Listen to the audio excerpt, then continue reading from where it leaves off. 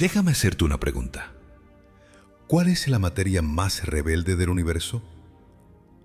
Miras en las leyes de la física, esas reglas impecables a las que todo debe obedecer, y dices, no, yo no voy a seguir estas reglas. ¿Qué material es ese único que se niega? Quizás adivines cosas que ni siquiera tienen relación. Algún elemento raro cocinado en el corazón de una supernova, un plasma extraño o materia de quarks. Pero no. La respuesta está ahora mismo sobre la mesa de tu cocina, dentro de un vaso. El agua que bebemos todos los días. El agua que conocemos y vemos cada día. Y déjame decirte algo que puede inquietarte un poco. Mientras más estudiaba el agua, más me inquietaba. Porque el agua no solo incumple las reglas un poquito, las destroza. Hace cosas que según toda expectativa razonable de la química y la física deberían ser imposibles. Y el hecho de que haga estas cosas imposibles es la única razón por la que hoy estamos aquí, tú y yo, pudiendo conversar sobre esto. Al final de este video, quiero que entiendas algo en lo que la mayoría de la gente nunca ha pensado. Quiero que veas que el agua es el líquido más extraño de este planeta. Que esta rareza no es una pequeña nota al pie de un libro de química, sino que es precisamente la base de la vida. Y quiero que entiendas por qué. Cuando profundizas en la física, la explicación es hermosa, pero igual de inquietante. Porque significa que este universo está balanceado sobre una cuerda muy delgada. Una cuerda hecha de enlaces de hidrógeno. Muy bien, empecemos con algo que hemos visto miles de veces. Arrojas un cubo de hielo a un vaso de agua. ¿Qué pasa? Empieza a flotar. Lo has visto desde siempre. Es tan ordinario que ni siquiera piensas en ello. Nunca se te ocurriría llamarlo extraordinario. Pero déjame decirte esto. Si le hubieras mostrado esto a un químico de otro planeta, alguien que ha estudiado cada materia del universo, pero que nunca en su vida ha visto agua, se desmayaría en el acto. Te miraría y diría, esto es imposible. Los sólidos no flotan en sus propios líquidos. Esto va en contra de todo lo que sé sobre esta materia. Y ese químico alienígena tendría toda la razón del mundo para asombrarse. Porque la regla que sigue casi todo en el universo es esta. Cuando un líquido se congela y se vuelve sólido, se condensa. Las moléculas se mueven más lento. Se enlazan más fuertemente entre sí. La forma sólida es más pesada por unidad de volumen que la forma líquida. Por eso el sólido se hunde al fondo. Piensa en cuando derrites hierro y lo viertes en un molde y lo dejas enfriar. El hierro sólido se hunde al fondo del hierro líquido restante. Congelas alcohol, la parte sólida se hunde. Mercurio, oro, cobre, bismuto, nitrógeno, oxígeno, azufre, lo que sea. El sólido se hunde en el líquido. Esa es la regla. Es uno de los patrones más confiables de la química y la física. El agua desafiando esta regla universal, como diciendo, yo no juego este juego, se expande cuando se congela. Crece aproximadamente un 9%. Piensa en lo que significa esto. El 9% no es un número insignificante. Es una fuerza suficiente para reventar tuberías de hierro, agrietar rocas de granito, destrozar esa botella de vidrio que olvidaste en el congelador. Estoy seguro de que algunos de ustedes aprendieron esto por las malas. Todo este poder destructivo viene del hecho de que el agua, a diferencia de todo lo demás en el universo, aumenta de volumen al solidificarse. Y como el hielo es menos denso que el agua líquida, flota. Te dije que esto parecía solo un tema de curiosidad. Ahora déjame mostrarte por qué está lejos de ser pequeño. Imagina un mundo donde el agua se comportara como una sustancia normal. Piensa en un lago grande y profundo en invierno. El aire de arriba se va enfriando cada vez más. La superficie del lago, al contacto con el aire frío, se enfría primero. En un líquido normal, la capa superficial que se enfría se vuelve más densa que el agua caliente de abajo y se hunde. El agua caliente de abajo sube para tomar su lugar. Esa agua caliente se enfría y se hunde. Esto es convección. Este ciclo continúa, mezcla el lago y enfría toda la masa de agua de arriba hacia abajo de manera gradual y uniforme. Finalmente, todo el lago alcanza el punto de congelación y entonces, ¿qué pasa? Se forman los primeros cristales de hielo. Como son más densos que el líquido, se hunden al fondo del lago. Se forma más hielo en la superficie y también se hunde. El lago empieza a congelarse de abajo hacia arriba, capa por capa. Cada pez, cada planta, cada rana, cada bacteria, cada ser vivo microscópico queda atrapado dentro de una masa sólida de hielo y muere. Todos. Cuando llega la primavera y el sol regresa, el hielo en el fondo del lago está aislado por el agua de arriba. Se derrite extremadamente lento. Algunas partes quizás nunca se derritan. Año tras año, se acumula más hielo en el fondo de cada cuerpo de agua. Las zonas poco profundas de los océanos comparten el mismo destino. A lo largo del tiempo geológico, una gran parte del agua del planeta quedaría atrapada como hielo permanente en el fondo de cada cuerpo de agua. La vida en el agua se vuelve imposible. Como la vida comenzó en el agua hace unos 3.500 millones de años, en ese momento no habría habido vida. No peces, no anfibios, no dinosaurios, no mamíferos, no humanos. Un mundo vacío, congelado y muerto. Y la situación empeora aún más. Piensa en lo que ese hielo del fondo haría con el balance térmico del planeta. El hielo es blanco. Refleja la luz solar de vuelta al espacio. Normalmente, el agua oscura del océano absorbe la luz solar y se calienta. Pero si los mares empiezan a acumular hielo desde el fondo, eventualmente ese hielo llega a la superficie. Ahora tienes capas enormes y blancas que reflejan en lugar de absorber la luz solar. El planeta se enfría aún más. Más hielo se forma, más reflexión, más frío. Es un ciclo imparable que los climatólogos llaman retroalimentación del albedo del hielo. Si el agua no tuviera esta anomalía de densidad, la Tierra podría haberse convertido en una bola de nieve, un congelador profundo, blanco, silencioso y muerto, en las eras tempranas de su historia. Podrías decir, bueno, quizás los trópicos se mantendrían calientes, ¿no? Pero sin océanos líquidos para moderar el clima, sin el agua actuando como un amortiguador térmico con su enorme capacidad calorífica, incluso cerca del Ecuador, las variaciones de temperatura serían violentas.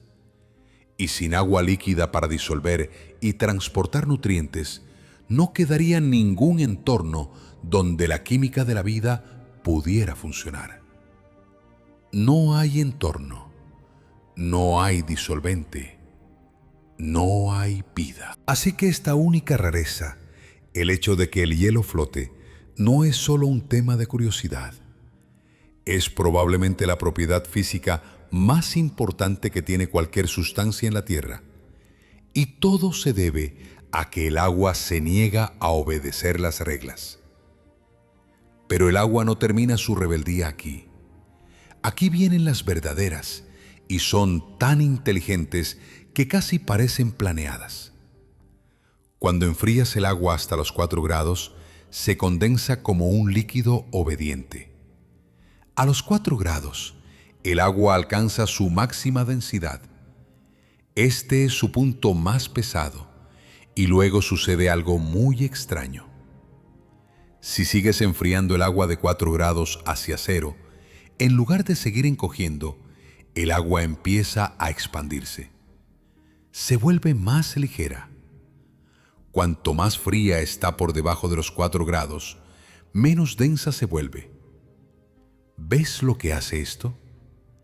El agua más fría, la que está más cerca de congelarse, es más ligera que el agua de abajo. Por eso se queda en la superficie. No se hunde.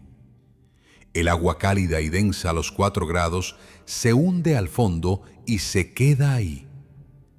Así el lago se congela de arriba hacia abajo, no de abajo hacia arriba. Se forma una capa de hielo en la superficie, y lo más hermoso es esto: el hielo conduce el calor muy mal. Así que esa tapa de hielo actúa como una manta, como un capuchón aislante que protege el agua líquida de abajo del aire helado de arriba. El agua profunda se mantiene estable alrededor de los 4 grados. Los peces sobreviven. Las plantas sobreviven. La vida espera tranquilamente la primavera bajo el hielo. Todo gracias a esta propiedad única y romperreglas del agua.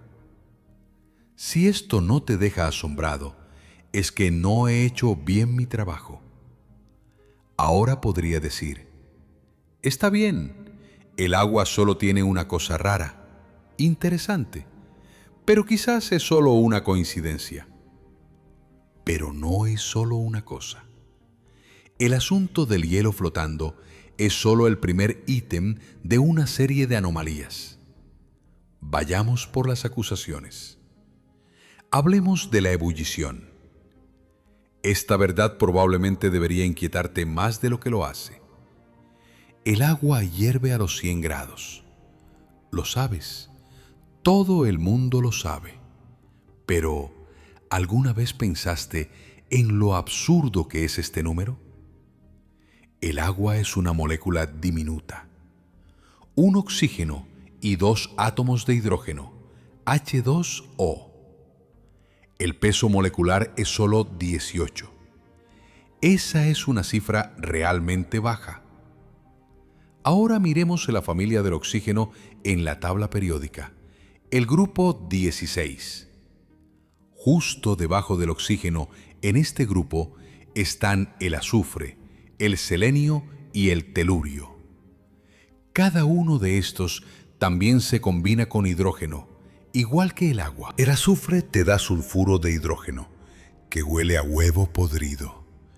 El selenio te da seleniuro de hidrógeno. El telurio te da telururo de hidrógeno. Aquí es donde el patrón debería funcionar.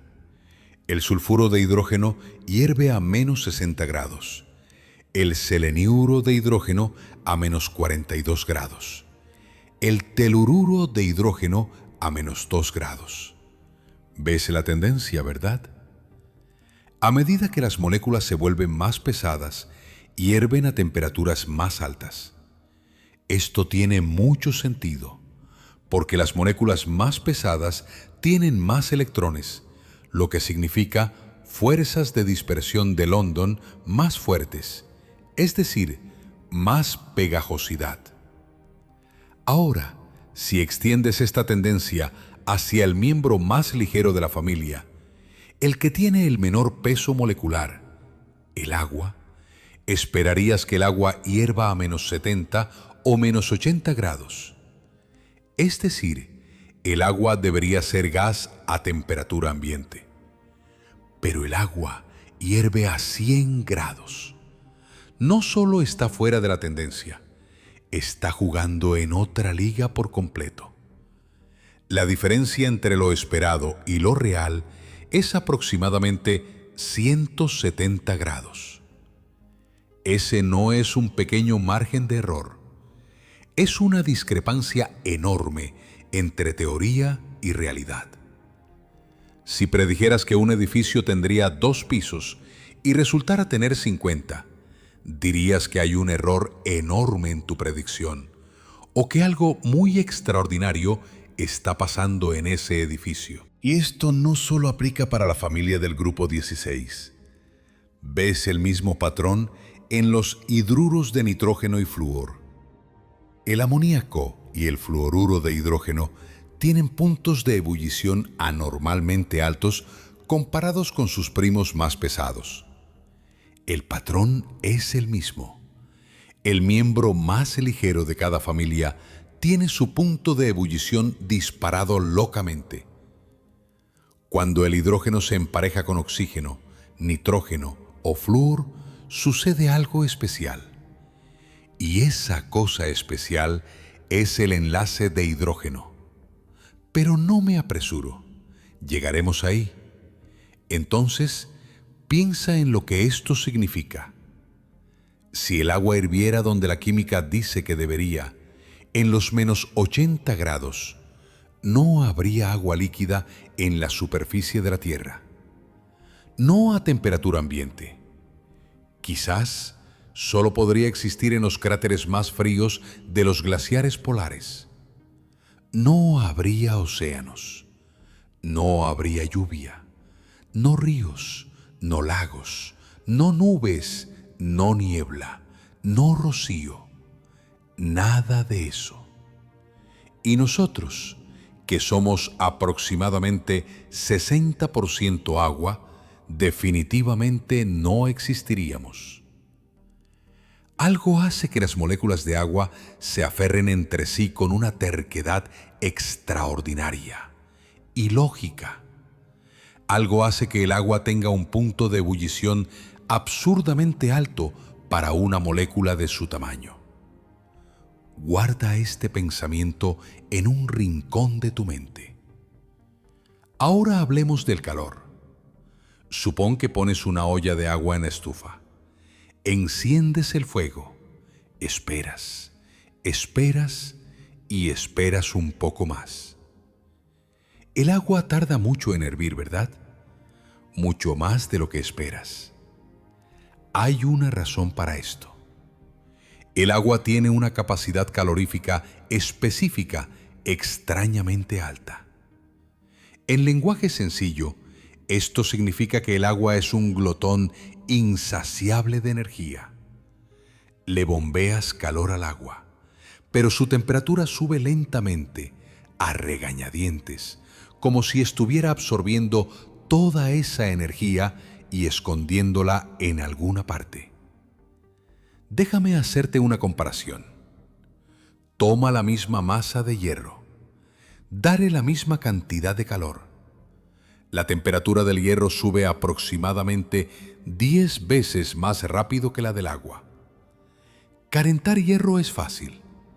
El cobre es aún más fácil. La arena, la roca, el aire, todos se calientan mucho más rápido que el agua. El agua absorbe la energía térmica y se queda ahí, perezosa, como una persona bajo el sol que se niega a moverse de su lugar. Absorbe la energía como una esponja. ¿Y por qué es esto importante? Es tremendamente importante. Esta es la razón por la que los océanos suavizan el clima de todo el planeta. Las ciudades costeras no se calientan tanto en verano ni se enfrían tanto en invierno como el interior. El océano actúa como una batería térmica gigante. En verano absorbe cantidades enormes de calor sin calentarse demasiado, y en invierno libera ese calor lentamente. Si el agua no tuviera esta anormal capacidad calorífica, las diferencias de temperatura entre día y noche, verano e invierno serían violentas. La vida en tierra sería mucho más difícil, quizás imposible. Tu cuerpo usa el mismo truco. Como dije, somos aproximadamente 60% agua. Esta agua regula nuestra temperatura interna. Cuando hacemos ejercicio, nuestros músculos generan calor. Si nuestro cuerpo estuviera hecho de una sustancia con calor específico normal, nos cocinaríamos vivos cada vez que corremos para llegar a algún lugar. Pero toda esa agua absorbe el exceso de calor y mantiene nuestra temperatura estable. Luego sudas. Esa agua se evapora y se lleva el calor consigo. Esto me lleva a otra anomalía. El agua tiene un calor de vaporización extraordinariamente alto. Es decir, se necesita una cantidad enorme de energía para convertir el agua líquida en vapor. Esto está muy por encima de lo que se esperaría para una molécula de su tamaño. Cuando el sudor se evapora de tu piel, cada gramo de agua que escapa se lleva consigo aproximadamente 540 calorías de calor. Esa es una cifra enorme. Esta es la razón por la que sudar te enfría tan efectivamente. Si el agua tuviera un calor de vaporización normal, sudar sería prácticamente inútil como mecanismo de enfriamiento. Déjame continuar. El agua tiene la tensión superficial más alta de todos los líquidos comunes, excepto el mercurio. La tensión superficial es lo que hace que el agua forme gotas en lugar de extenderse como una película. Es lo que permite que una aguja de acero, cuidadosamente colocada sobre la superficie del agua, no se hunda. A pesar de que el acero es casi 8 veces más denso que el agua, la superficie del agua se comporta como una membrana estirada, como una piel elástica. Algo mantiene esas moléculas de superficie unidas con una fuerza extraordinaria. Esta misma tensión superficial crea el efecto de capilaridad. Si sumerges un tubo de vidrio delgado en agua, el agua trepa hacia arriba contra la gravedad, dentro del tubo. Cuanto más delgado es el tubo, más alto sube el agua. Es como magia. El agua sube cuesta arriba sin ninguna bomba ni entrada visible de energía. ¿Cómo? Las moléculas de agua en el borde del tubo son atraídas por el vidrio. Forman enlaces de hidrógeno con los átomos de silicio y oxígeno en la superficie del vidrio. Así el agua del borde trepa y moja el vidrio. Pero a medida que esa agua del borde sube, los enlaces de hidrógeno dentro del líquido tiran del agua detrás de ella a través de la red. La tensión superficial mantiene unida la columna. El resultado es una columna de agua que trepa hasta que el peso de la columna está exactamente balanceado por la tracción hacia arriba de la adhesión y la tensión superficial. Así funcionan los árboles. Piénsalo. Un árbol secoya gigante de 100 metros de altura extrae agua desde sus raíces hasta las agujas en la copa, completamente por capilaridad y transpiración. Sin bomba, sin corazón, sin dispositivo mecánico. Solo diminutos canales en la madera y la incesante cooperación entre la tensión superficial del agua y sus enlaces de hidrógeno. El agua se adhiere a las paredes de esos canales, y el agua que se evapora de las hojas más altas crea un vacío que tira de toda la columna hacia arriba. Si el agua tuviera una tensión superficial normal, esto no funcionaría. Los árboles no podrían crecer más de 3 a 5 metros. no habría bosques, no habría vida salvaje. Los ecosistemas construidos alrededor de plantas grandes colapsarían. La superficie terrestre se vería completamente diferente y las especies dependientes de los bosques nunca habrían evolucionado. El agua es también un disolvente extraordinario. Disuelve más sustancias que casi cualquier otro líquido común. Por eso a veces se le llama el disolvente universal. La razón es, nuevamente, la polaridad del agua. Los ligeros extremos positivo y negativo de la molécula de agua pueden rodear y romper compuestos iónicos como la sal de mesa y formar enlaces de hidrógeno con muchas otras moléculas, manteniéndolas en solución.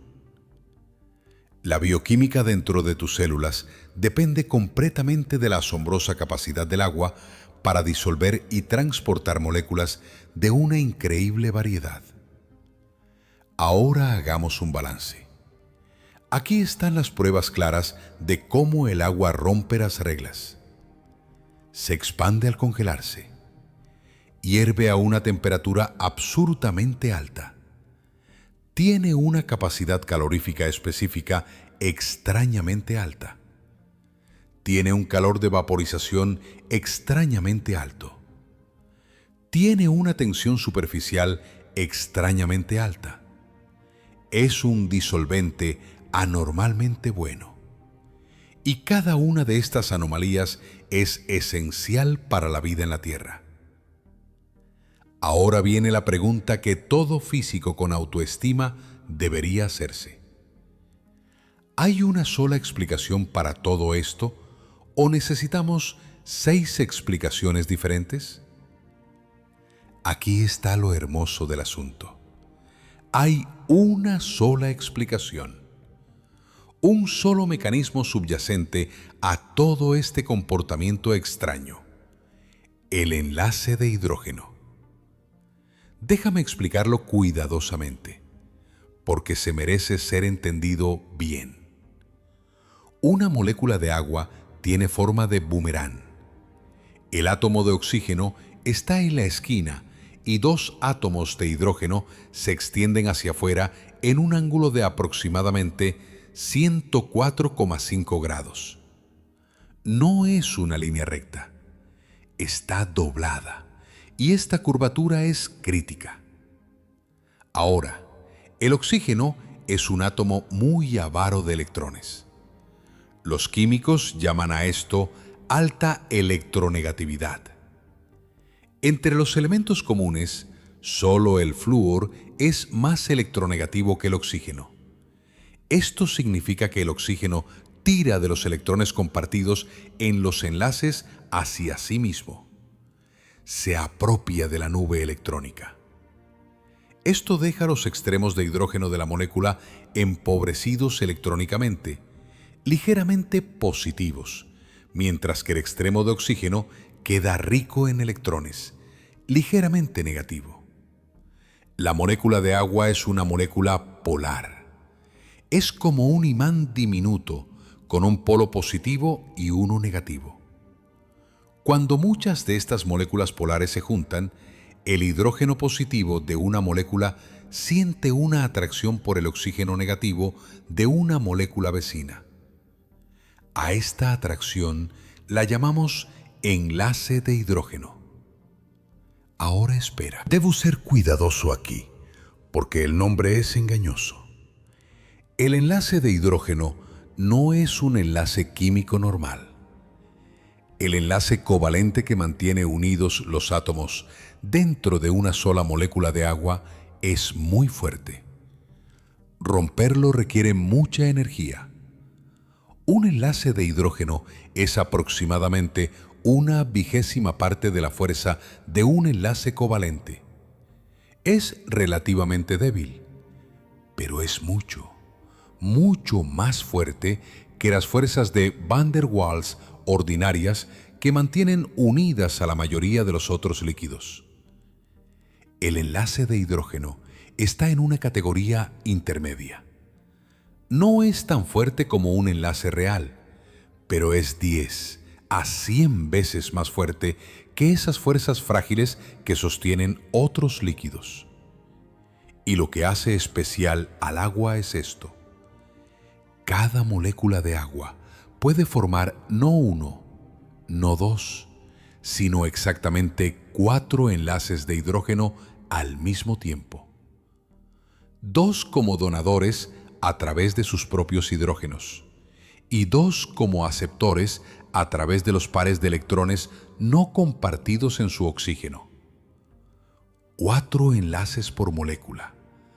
4 manos pegajosas que se extienden para agarrar a 4 vecinos.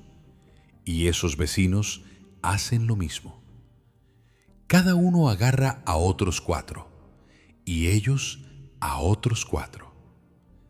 El resultado es una red tridimensional de enlaces de hidrógeno que atraviesa todo el líquido.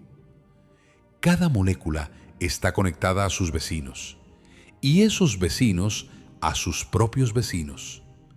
Forman una red enorme, cambiante, vibrante de conexiones. En la mayoría de los líquidos, las moléculas se mantienen unidas por fuerzas débiles y se mueven casi independientemente unas de otras.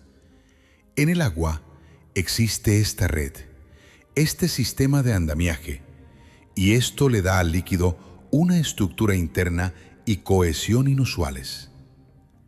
Déjame ponerlo de la manera más simple posible. Imagina un salón de baile lleno de gente.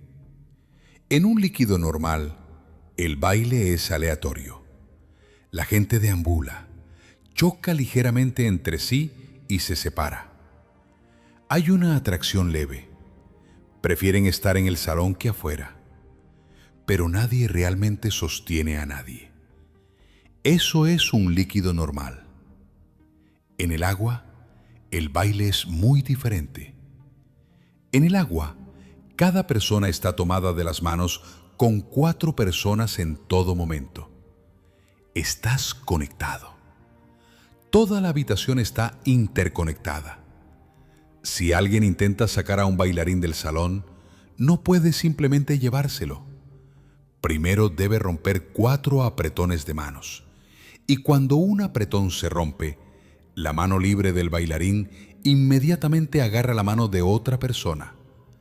Se renueva constantemente. Necesitas trabajar mucho para separar a alguien del grupo. Esta es la razón por la que el punto de ebullición del agua es tan alto. Para enviar una molécula de agua a la fase gaseosa, necesitas romper sus enlaces de hidrógeno, arrancarla de esa red, y eso requiere mucha energía. Entonces, ¿por qué flota el hielo? Aquí es donde se pone delicado. Cuando el agua se congela, los enlaces de hidrógeno no permiten que las moléculas se amontonen en un orden aleatorio. Las fuerzan a una estructura muy específica. Anillos hexagonales de 6 miembros que se repiten como un panal. Y el punto clave es este. Dentro de esta estructura cristalina hay huecos. Los enlaces de hidrógeno mantienen las moléculas a la distancia de un brazo, formando esos hexágonos, y en el centro de cada hexágono queda espacio vacío. En el agua líquida la situación es diferente.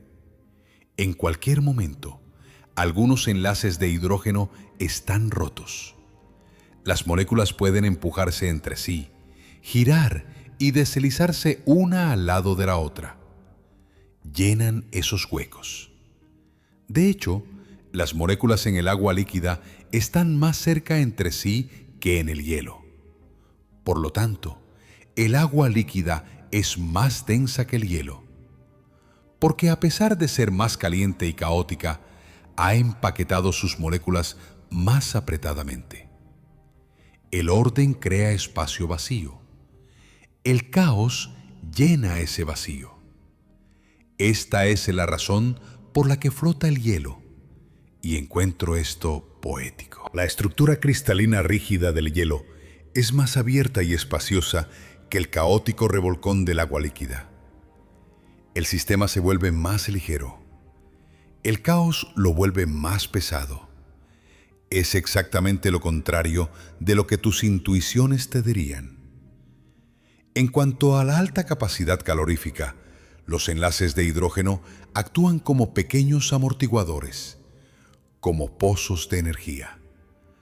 Cuando le das calor al agua, gran parte de esa energía no va a acelerar las moléculas, es decir, a lo que llamamos aumento de temperatura, sino a hacer vibrar, estirar, torcer y romper los enlaces de hidrógeno. Los enlaces de hidrógeno absorben la energía térmica. Almacenan esa energía dentro de la red sin permitir que la temperatura suba rápidamente. Es como llenar un balde lleno de agujeros. Hasta que el balde esté lleno, la mayoría del agua se escapa por los agujeros. La alta tensión superficial ocurre porque las moléculas de agua en la superficie solo pueden formar enlaces de hidrógeno con sus vecinos de abajo y a los lados. No hay moléculas arriba de ellas. Por eso les faltan algunos enlaces. Para compensar, las moléculas de la superficie se abrazan entre sí extra fuerte, se aferran unas a otras, creando una piel elástica y fuerte sobre el líquido. Cada anomalía, cada una de ellas, conduce a una sola explicación: los enlaces de hidrógeno. Ahora déjame abordar un malentendido que realmente considero peligroso. Mucha gente piensa que el agua es una sustancia simple. H2 o 3 átomos, una de las moléculas más pequeñas que puedes hacer. ¿Qué tan compleja puede ser? Esto está terriblemente equivocado.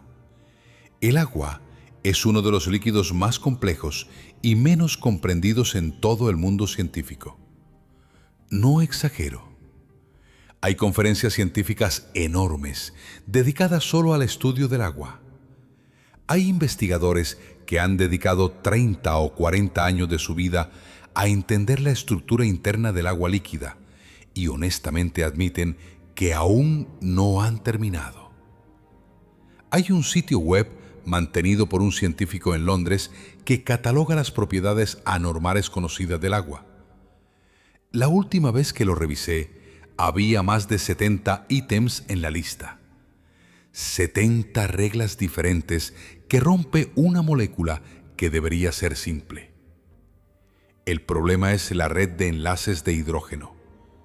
En agua líquida, los enlaces de hidrógeno se forman y se rompen continuamente a una escala de aproximadamente 1 picosegundo, 1 trillonésima de segundo, 1.000.000 por millón de veces por segundo. Esa red se reorganiza. En cualquier momento, aproximadamente el 80 a 90% de los posibles enlaces de hidrógeno están intactos. El resto está roto. Pero cuáles están intactos cambia constantemente. Es, en cierto sentido, vivo. Respira, se estira y se reestructura a una velocidad que ni siquiera puedes imaginar. Esto significa que el agua líquida no es una sustancia uniforme. Es un mosaico a nivel molecular. En cualquier momento, algunas regiones tienen arreglos ordenados, casi como hielo, con la mayoría de sus enlaces de hidrógeno intactos. A estas se le llaman parches de baja densidad, porque la estructura tipo hielo es espaciosa y abierta. Otras regiones son más desordenadas, con enlaces rotos y moléculas empaquetadas más apretadamente. El líquido es una mezcla cambiante constante de estos dos entornos locales, y el equilibrio entre ellos depende de la temperatura. A temperaturas altas, predomina la estructura desordenada de alta densidad y el agua se comporta más o menos como un líquido normal. Pero a medida que enfrías el agua, las parches ordenadas de baja densidad crecen y se vuelven más comunes. Ahí es donde ocurren esos comportamientos anormales. El pico de densidad a los 4 grados. La expansión al enfriarse más. El aumento de la capacidad calorífica. Todo se intensifica a medida que el agua se enfría y la red de enlaces de hidrógeno se vuelve más estructural. De hecho, algunos científicos han propuesto que en regiones de agua súper enfriada, por debajo de su punto de congelación normal, cuando se enfría muy cuidadosamente, podría haber una verdadera transición de fase entre dos fases líquidas diferentes. Un líquido de alta densidad y un líquido de baja densidad. Dos tipos de agua. A esto se le llama la hipótesis del punto crítico líquido-líquido, y todavía se debate acaloradamente. No sabemos con certeza si es cierto o no, y eso me gusta. Me gusta que la naturaleza nos recuerde que incluso algo tan ordinario como un vaso de agua todavía contiene verdaderos misterios. Muy bien, déjame llevarte a un experimento mental. Esto es divertido e incluye un verdadero acertijo científico. Imagina que tienes dos vasos idénticos, mismo tamaño, misma forma, mismo material. Llenas uno con agua caliente a 90 grados, cerca de hervir. El otro con agua tibia, a 30 grados. Pones ambos en el congelador al mismo tiempo. Todo es igual. ¿Cuál se congela primero? Dirías que el tibio, ¿verdad? Tiene sentido. El agua a 30 grados debería ganar la carrera porque el agua a 90 grados tiene un largo camino para bajar a 30 grados antes de poder hacer todo lo que hace el agua tibia. El agua caliente tiene que correr una carrera más larga, así que debería terminar última. Esto parece pura lógica, pero a veces las cosas no funcionan así. A veces el agua caliente se congela primero. A esto se le llama el efecto Mpemba, y es uno de los acertijos más obstinados de la física cotidiana.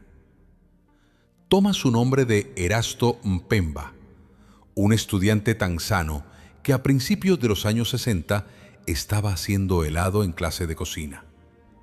La receta decía: calentar la mezcla, dejarla enfriar y luego ponerla en el congelador. Mpemba tenía prisa. Se saltó el paso de enfriamiento y echó la mezcla caliente directamente al congelador. Para su asombro, su helado se congeló antes que los de sus amigos, que habían usado mezclas enfriadas.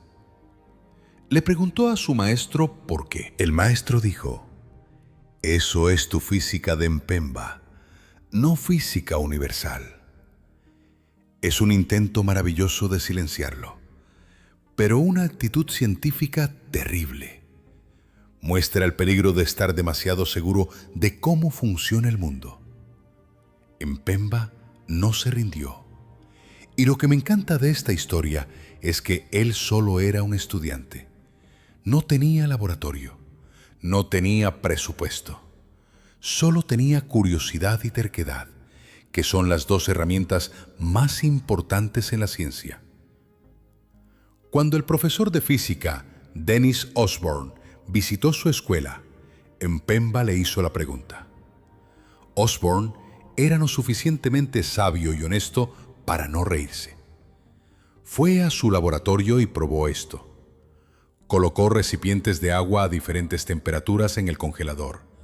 Midió y, sorpresa, el agua caliente a veces realmente se congela primero. Osborne y Mpemba publicaron sus hallazgos juntos en una revista de física en 1969. En realidad, Mpemba no fue el primero en notar esto.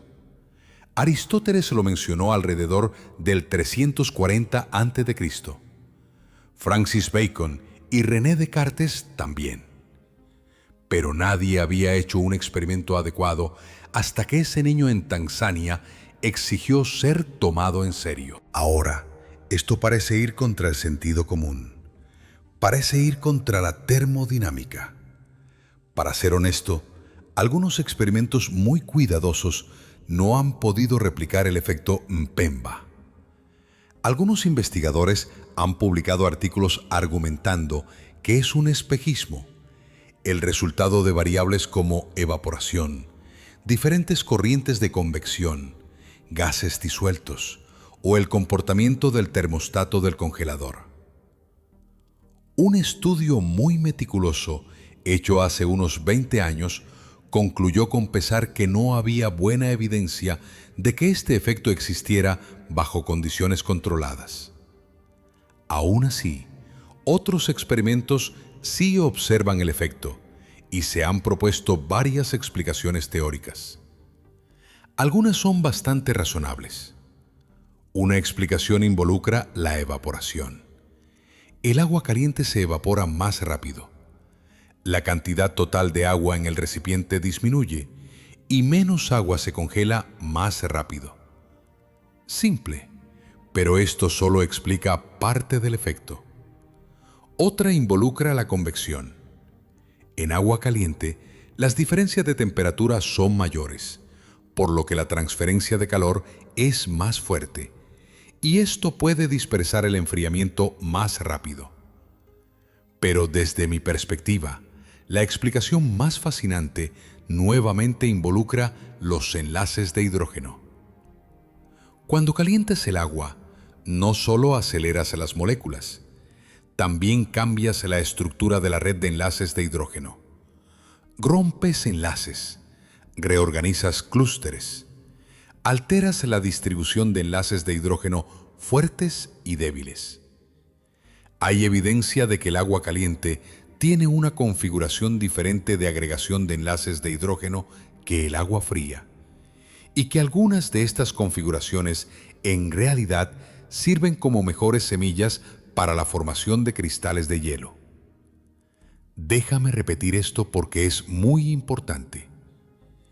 Calentar el agua no es solo agregar energía, es reestructurar la red molecular.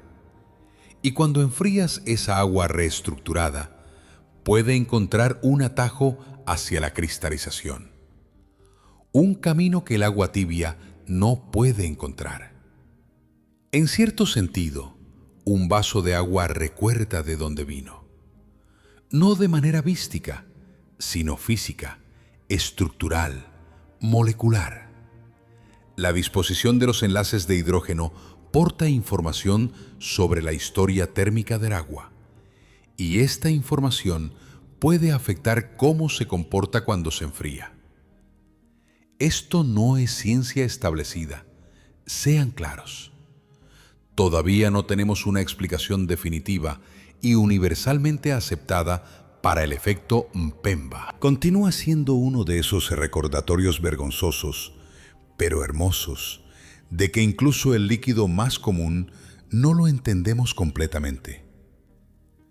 Ahora quiero llevarlos un nivel más profundo al reino cuántico.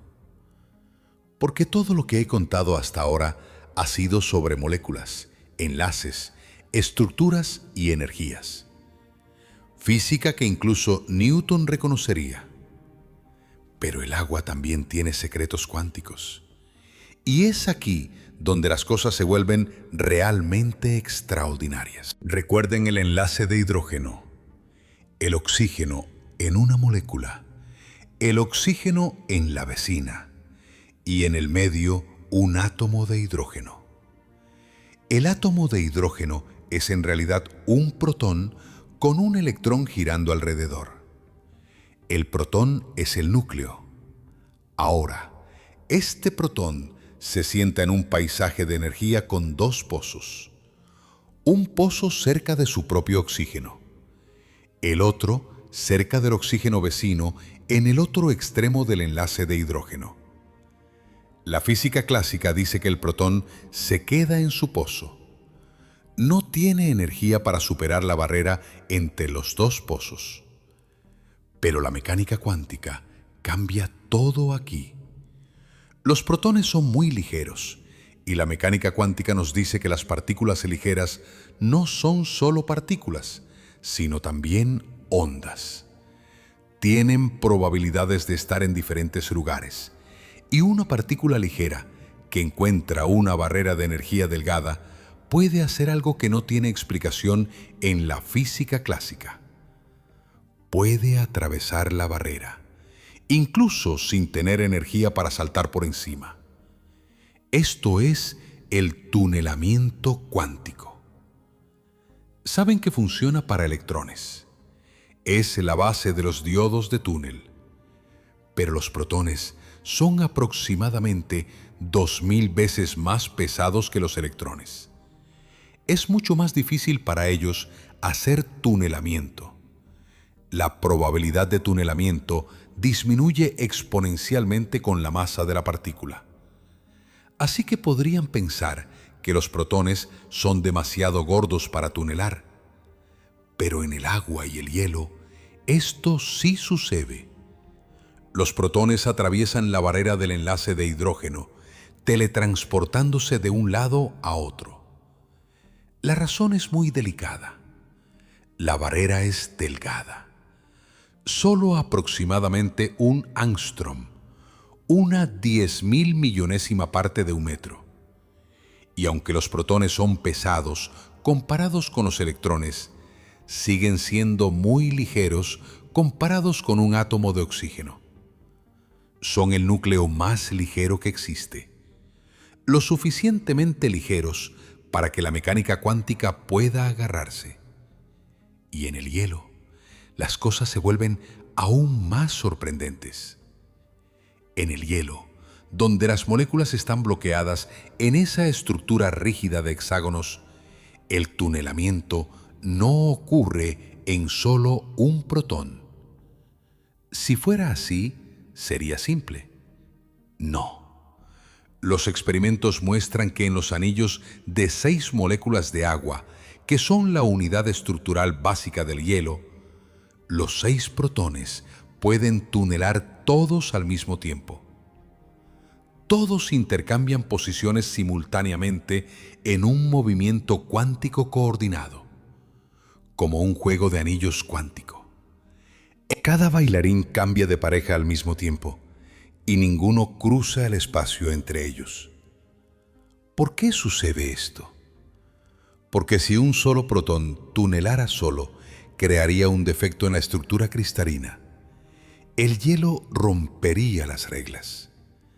Las reglas del hielo dicen: cada oxígeno debe tener exactamente 2 protones cerca.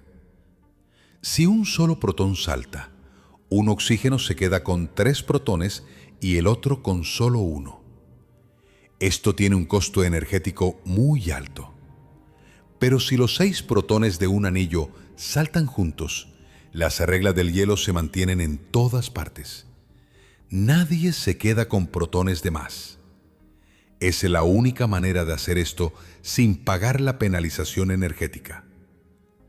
Así que la mecánica cuántica rompe una regla para imponer otra. Los protones no pueden saltar solos porque eso rompería el balance local de carga del cristal. Pero pueden saltar en grupo.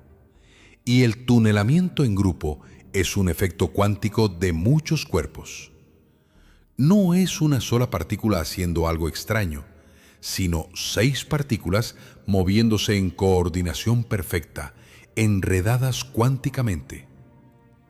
Este tipo de comportamiento cuántico correlacionado normalmente solo se ve en sistemas muy exóticos.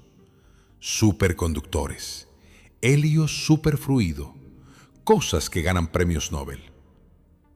Algunos físicos encontraron evidencias de que las propiedades eléctricas del hielo a temperaturas muy por debajo de 20 Kelvin llevan las huellas de este tunelamiento de protones en grupo. Y esto es un fenómeno cuántico macroscópico. Así que el comportamiento cuántico de protones individuales se convierte en un efecto que puedes medir en un bloque de hielo con equipo de laboratorio ordinario. Ahora lleguemos a la parte más profunda.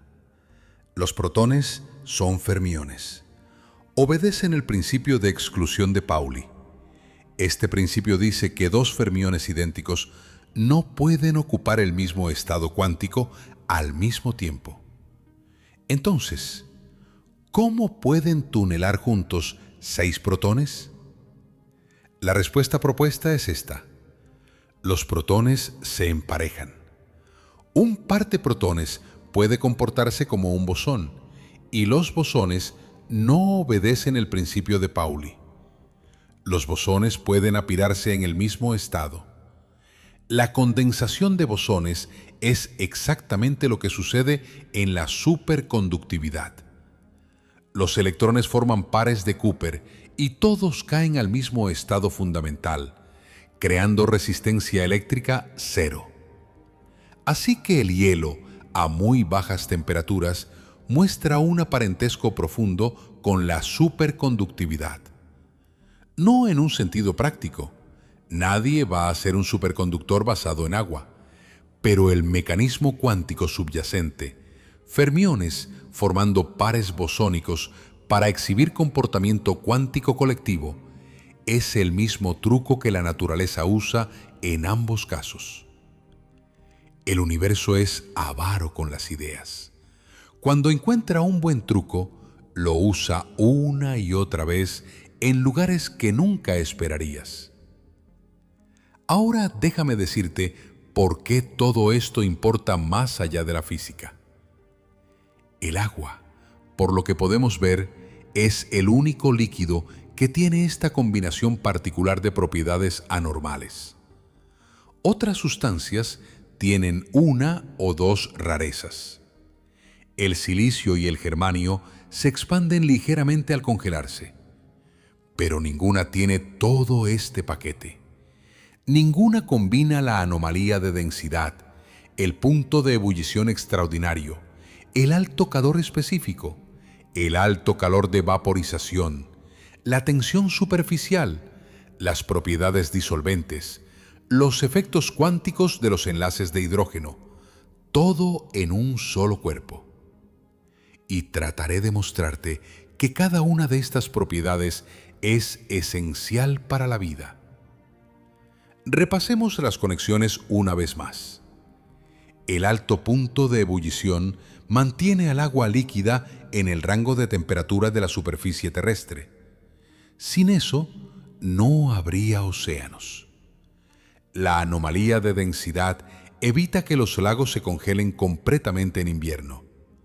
Sin eso, los ecosistemas acuáticos colapsarían. El alto calor específico equilibra el clima, previene las fluctuaciones de temperatura entre día y noche. Sin eso, la Tierra sería un horno de día y un congelador de noche. El alto calor de vaporización hace que sudar sea efectivo. Sin eso, los animales de sangre caliente se sobrecalentarían y morirían al hacer esfuerzo. La alta tensión superficial permite la capilaridad. Los árboles extraen agua desde las raíces hasta la copa gracias a esto. Las propiedades disolventes permiten la compleja bioquímica dentro de tus células. Cuando los astrónomos buscan vida en otros mundos, hacen esta pregunta primero por una razón. ¿Hay agua líquida? No porque nuestra imaginación sea pobre, sino porque ninguna otra sustancia puede proporcionar todas estas funciones simultáneamente. El agua es única. No hay nada como ella. Y todas estas propiedades extraordinarias se basan en una sola causa: la electronegatividad del oxígeno, la ligereza del hidrógeno, la forma angular de la molécula de agua y la consecuente red densa y dinámica de enlaces de hidrógeno tridimensionales. Cambia cualquiera de estos factores fundamentales de manera significativa y toda la torre de cartas se derrumba. Algunas personas ven todo esto y dicen que el universo fue diseñado para la vida. Entiendo ese impulso. La coincidencia parece demasiado perfecta para ser accidental. Pero creo que la respuesta científica honesta es más interesante y más humilde. No sabemos por qué las constantes de la naturaleza son como son. No sabemos por qué la carga del electrón es esa. ¿Por qué la fuerza nuclear fuerte tiene esa intensidad? Solo podemos decir que las leyes son así. Y una consecuencia de estas leyes es esta molécula extraordinaria. Una consecuencia de esta molécula extraordinaria somos nosotros. Encuentro esto tanto emocionante como inquietante, porque significa que aún no entendemos la razón más profunda. Y si alguien te dice que sí la entiende, sé amable, pero escéptico. Hay una última cosa que quiero decir, y tiene que ver con la naturaleza del entendimiento científico. El agua es la sustancia más común en la superficie de este planeta. Cubre el 70% de la Tierra. Interactúas con ella docenas de veces al día. Pensarías que debería ser la sustancia más profundamente comprendida en la ciencia. Pero como he intentado mostrarte, el agua sigue siendo profunda, real y a veces vergonzosamente misteriosa. Todavía estamos debatiendo el efecto Mpemba. Todavía estamos debatiendo el modelo de dos estructuras del agua líquida. Todavía estamos descubriendo efectos de tunelamiento cuántico en el hielo. Hay físicos serios que han dedicado sus carreras al agua y te dirán abiertamente: todavía hay mucho que no entendemos. La cosa más familiar del mundo todavía nos está enseñando física. Esta es una situación muy humillante y debería hacerte desconfiar de cualquiera que diga que todos los problemas interesantes ya están resueltos. No lo están. Nunca lo estarán. Algunos de los misterios más profundos se esconden en los lugares más ordinarios. No en agujeros negros, sino en un vaso de agua sobre tu mesa. ¿Sabes qué es lo que encuentro más extraordinario de todo esto? No es ninguna anomalía individual. Es que todas estas anomalías vengan de una sola fuente, de un solo mecanismo, de un solo truco de la naturaleza: el enlace de hidrógeno. Y el enlace de hidrógeno viene de la electronegatividad del oxígeno y la ligereza del hidrógeno. Estos vienen de la estructura fundamental del átomo, del número de protones en el núcleo. Esto viene de la fuerza electromagnética y de la masa del electrón. Así que tiras de un hilo y ese hilo llega hasta lo más profundo, hasta los niveles más fundamentales de la física. La razón por la que flota el hielo en tu bebida es, en última instancia, una consecuencia de la carga del electrón y de la estructura de la mecánica cuántica. La razón por la que estás vivo es que las constantes fundamentales de la naturaleza tienen exactamente los valores que producen una molécula con estas propiedades extraordinarias que rompen las reglas. No un poco, extraordinariamente, absurdamente extraordinarias. ¿Podría haber sido de otra manera? ¿Podrían las constantes haber sido diferentes? ¿Podría la vida haber encontrado otro camino? Estas están entre las preguntas más profundas de la ciencia y permanecen sin respuesta. No me molesta no tener la respuesta. De hecho, prefiero que sea así. Porque un problema sin resolver es una invitación a pensar, y ser invitado a pensar es el mayor regalo que el universo nos ofrece. Así que la próxima vez que tomes un vaso de agua, cuando observes los cubos de hielo flotando, cuando sientas el frescor del sudor evaporándose en un día caluroso, cuando veas la lluvia corriendo por el vidrio, quiero que sientas un escalofrío que no tiene nada que ver con la temperatura.